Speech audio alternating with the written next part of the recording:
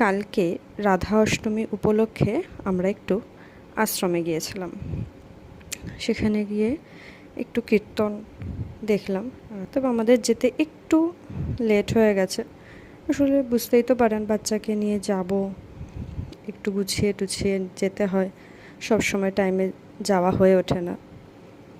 Late হয়ে যাওয়াতে আমরা মন্দিরের ঠাকুরটা দর্শন করতে পারিনি, তবে কীর্তনটা শুনতে পেরে বেশ ভালোই লাগলো।